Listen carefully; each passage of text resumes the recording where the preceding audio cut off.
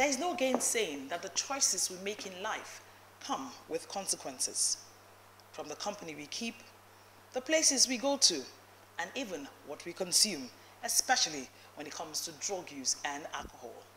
Welcome to Regardless, an anti-drug abuse TV series put together by Christ Against Drug Abuse Ministry, a faith-based non-for-profit organization that is at the forefront of the fight against drug abuse, under the auspices of the Redeemed Christian Church of God. My name is Louisa Olani, and it's always a pleasure to welcome you to each episode every single week. We'll be joined by a principal officer of the NDLEA on today's episode to take us through choices and consequences. But that will be after this very short clip. Do stay tuned.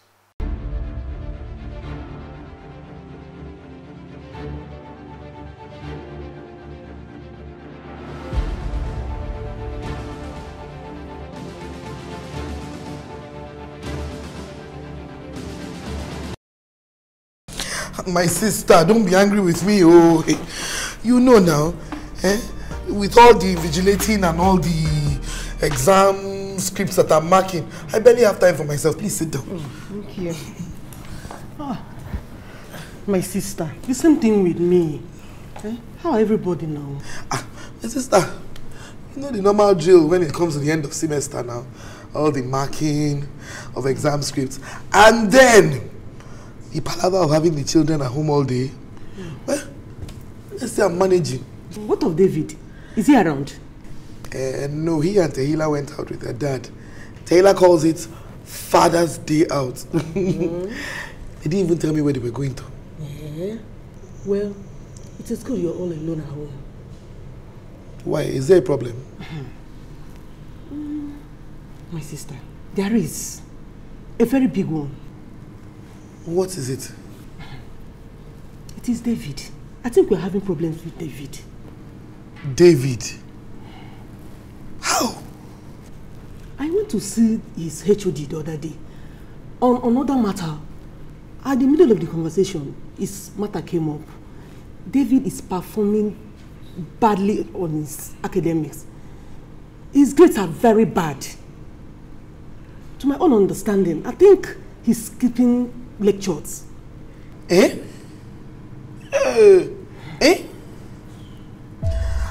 A-list student. An A-list student flunking all his first semester exams with C's. C's. David Rufus, explain yourself to me. Explain yourself to me right now. Young man, I'm talking to you. David, your mom wants an answer, so do I.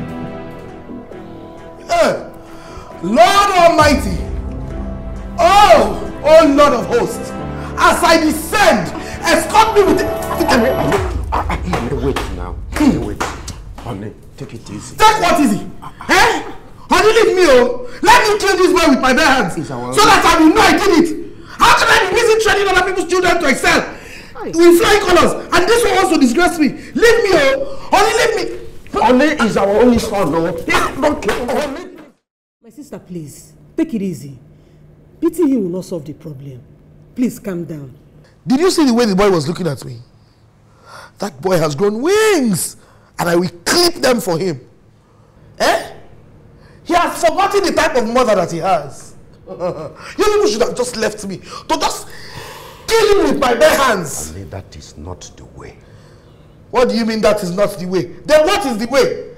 I hope you know that this is your fault. My fault? How? What did I do? It's now you're asking me how. What did you do? What didn't you do?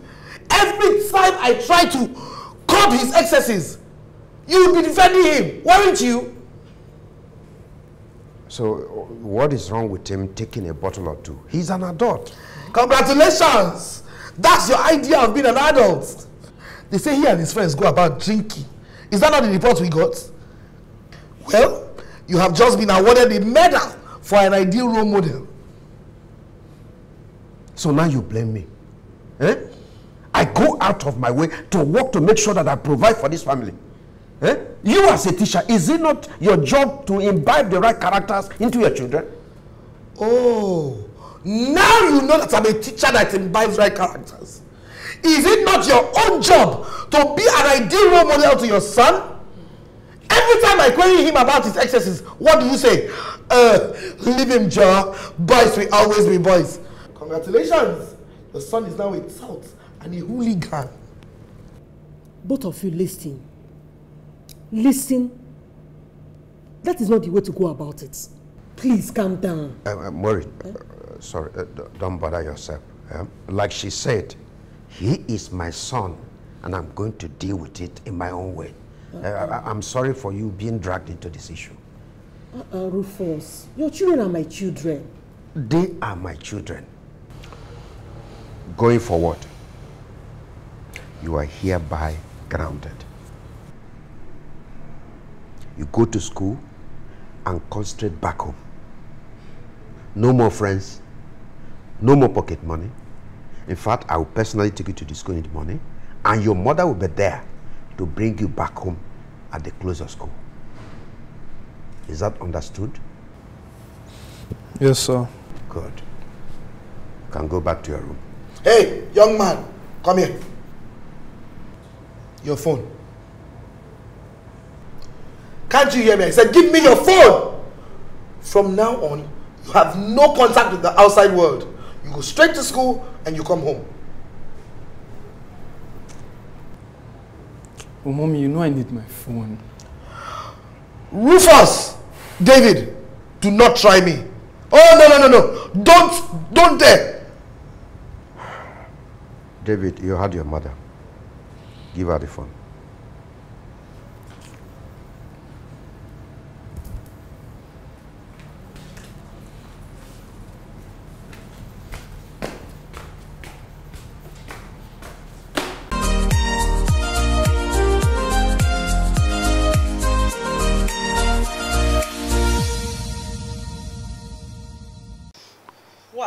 Interesting how Dave landed himself in trouble. Talking about choices and consequences, we're being joined in the studio today by Mrs. Juliana Aneke Ugu. She is the Chief Superintendent of Narcotics and Principal Staff Officer, Treatment and Rehabilitation, NDLEA Legal State Command, also an addiction counselor.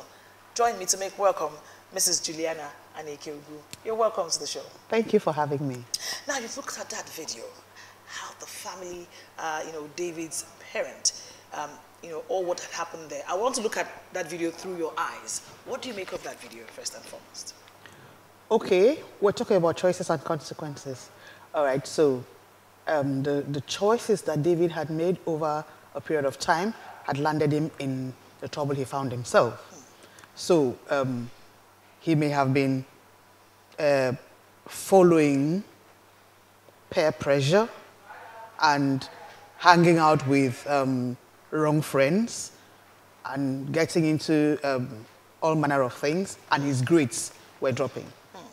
Somebody, a concerned family friend, decided to let the family know that this is what is happening with David. Something had to be done, because if something isn't done at that time, his parents could just stay, and when he's supposed to have graduated, they'll discover he wasn't even in school.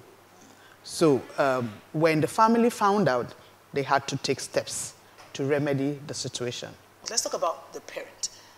How did their predisposition about what David was doing ever since led to his eventual outcome?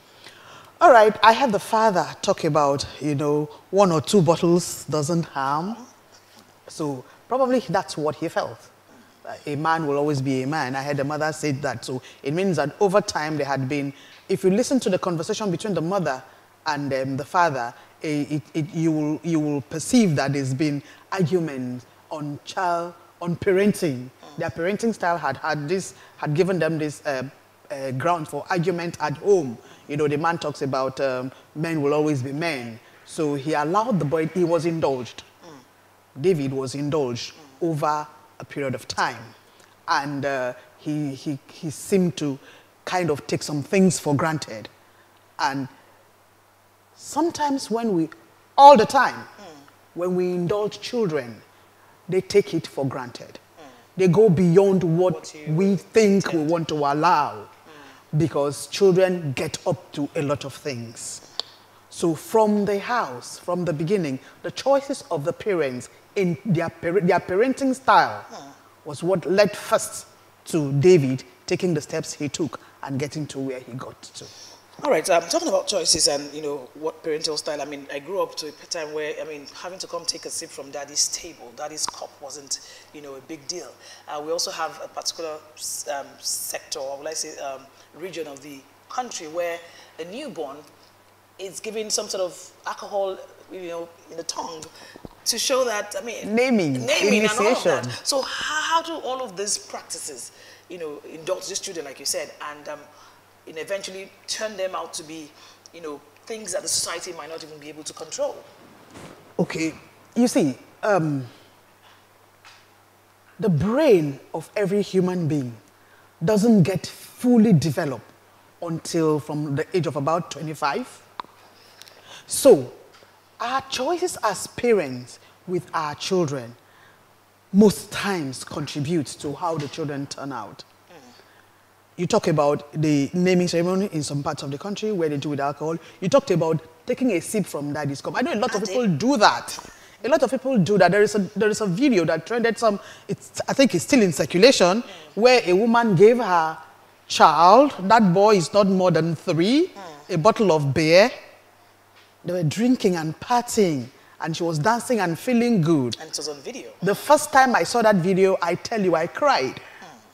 And I did a little bit of research to see if I could do something.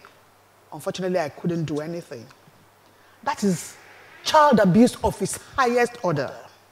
Because I know, because looking at the brand and whatever it is, the argument would be, it has very little alcohol.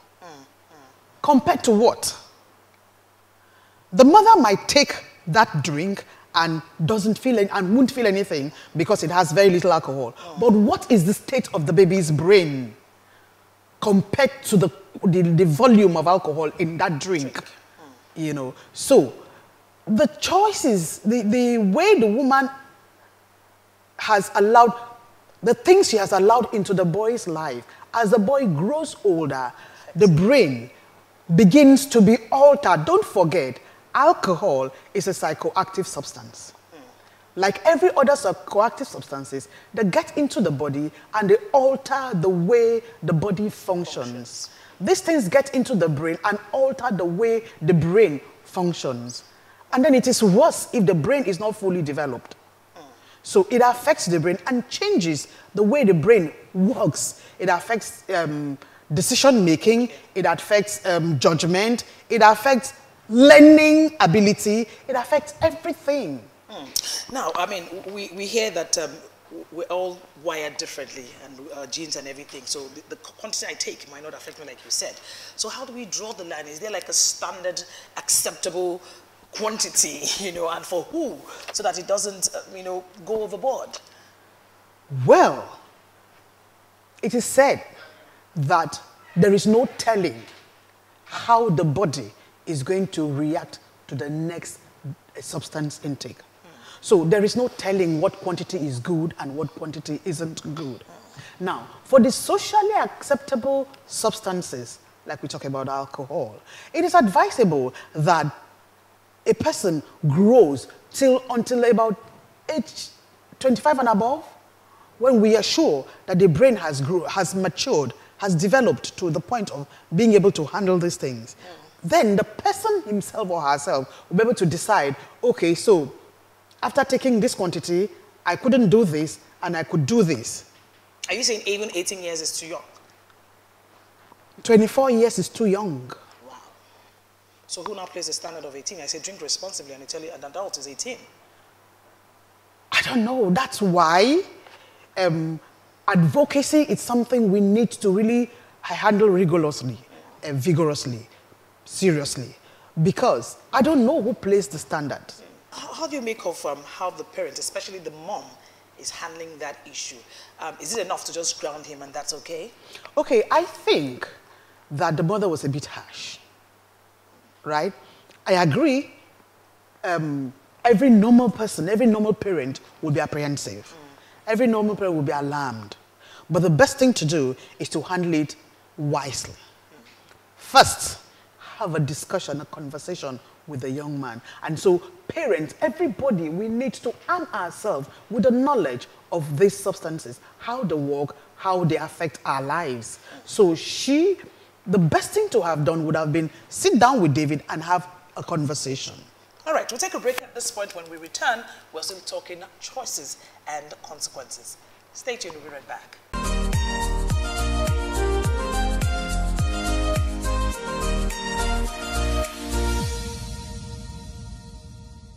My name is Juliana Anake Ugu, Chief Superintendent of Narcotics, the Principal Staff Officer, Treatment and Rehabilitation, NDLEA, Lagos State Command.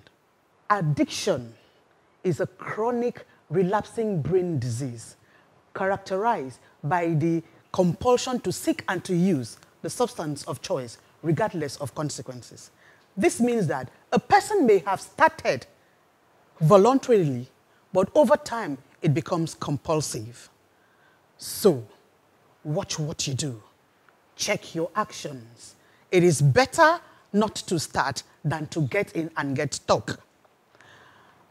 Addiction or substance use disorders are treatable. You can find help, you can get help. But it is better to stay away because treatment is very expensive and sometimes very difficult.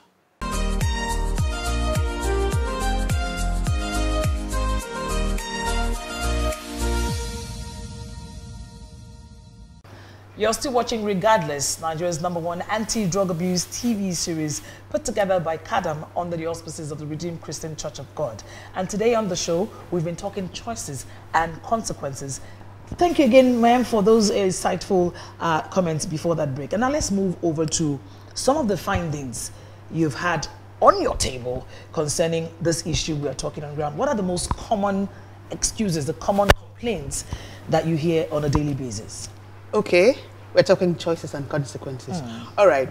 The greatest of the consequences I have seen on my job is people's destiny is being derailed. Most of the clients who come in, as a result of their choices, have fallen off the path. Most of them who are supposed to be in school would have left school. You know, substance use is something that when people start, they want to hide. When it becomes obvious, it's when the disorders are beginning to set in.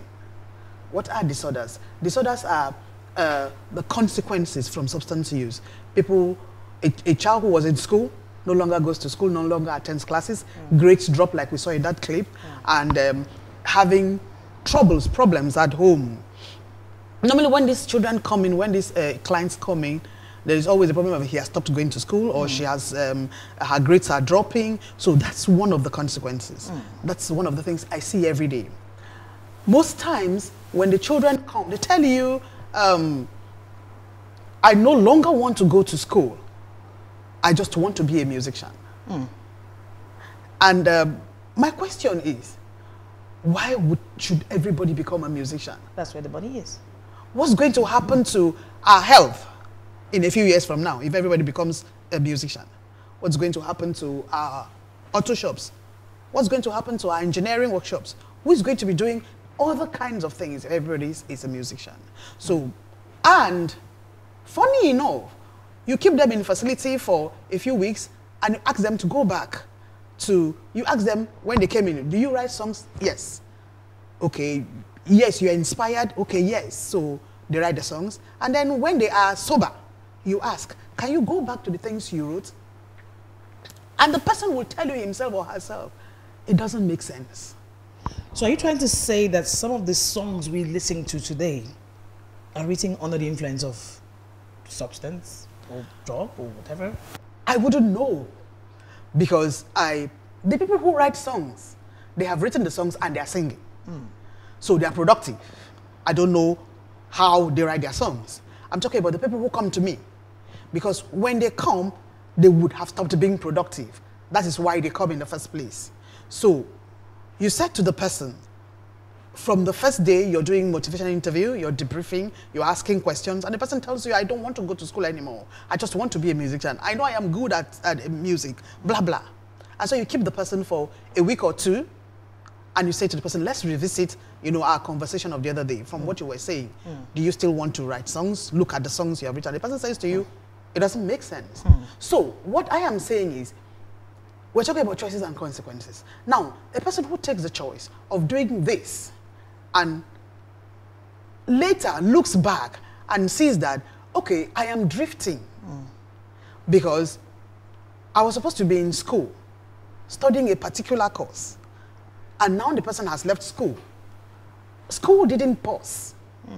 Others are going on. Probably when the child was supposed to be in 3rd, 4th, or 5th year, still grappling with the 1st year courses. Why? Because the child dropped out of school, thinking that he or she wants to do something else, you know, influenced by something. Society. So let's talk about the influence and all of this pop culture thing. How effective has been your treatment and rehabilitation? And do you have reasons why some of these people that come to your rehab give for going into this act in the first place?